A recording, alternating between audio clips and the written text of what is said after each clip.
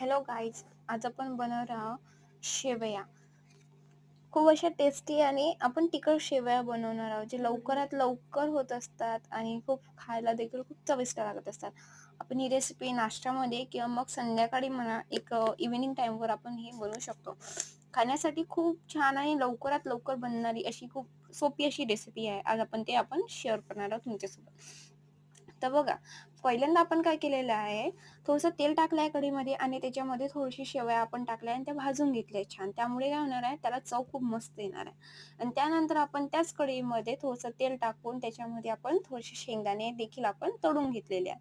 आता ते तळलेली शेंगदाणे बाजूला काढल्यानंतर आता साधी आपल्याला त्याला फोडणी द्यायची आहे. फोडणी दिल्यानंतर आपल्या शेवया एकदम तयार होऊन जाणार. खूप सोपी आणि लवकरात लवकर तयार होणारी अशी रेसिपी आहे. त्यामुळे आपण झटपट त्याला आपण बनवून घेऊया.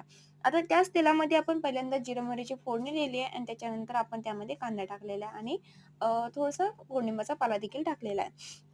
त्यानंतर आपण काय करायचं, त्याच्यामध्ये थोडीशी आपण मिरची टाकून द्यायची, चिरलेली मिरची असेल तर, आणि टमाटे टाकून द्यायचे. अशा पद्धतीने आपण काय केलेलं आहे, एक फोडणी जसं आपण नॉर्मली करत असतो तशा पद्धतीने आपण फोडणी देण्याकरता ते तयार केलेलं आहे.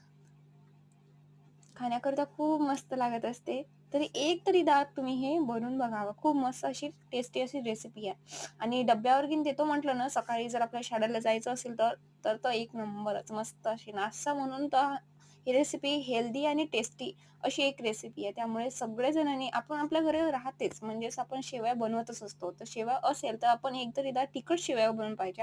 गोड शेवया तर त्यावरूनही सोपी आहे. तर तिखट शेवया कशा बनतात आपण ते आज बघितलं होतं. त्याच्यामध्ये आपण आता टमाटे टाकले आहे. टमाटे छान शिजू द्यायचे. त्यामुळे टमाटे काय होणार, पाणी सोडत असते. तिखट मिठामध्ये जर टमाटे टाकले तर पाणी ते सोडत असतात आणि त्याचं चव मस्त येत असते. म्हणजे आंबट-आंबट छान लागत असतात ते. त्याच्यानंतर आपण जे शेवया भाजल्या होत्या त्या त्यामध्ये टाकून देऊया आणि त्या देखील चांगल्या पद्धतीने करून घ्यायचं. पाणी टाकायला घाई करायची नाही म्हणून. आणि पाणी पण कोणतं टाकायचं, तर साधं पाणी चुकूनही टाकू नका. गरम पाणी टाका, थोडंसं पाणी उकळू द्या आणि त्यानंतर त्याच्यामध्ये पाणी टाका आणि पाणी देखील थोड्याफार म्हणजेच जास्ती पाणी टाकायचं नाही. एखादी ग्लास पाणी पुष्कळ होऊन जात असते. म्हणजे जेवढ्या आपण शेवया घेतल्या असेल ना, तर त्याचे अर्धं पाणी घ्यायचं. म्हणजेच आपण आता मी जेवढ्या शेवया घेतल्या त्याचा 1 ग्लास मी पाणीचा वापर केलाय. पाणी जास्त टाकायचं नाही, कारण की मग पाणी जास्त झाला तो घाटा बनून जाणार. म्हणून घाटा न बनवायचा असेल आपल्याला तर पाणी टाकायचं, ते पण उकळलेलं, साधं पाणी टाकायचं नाही.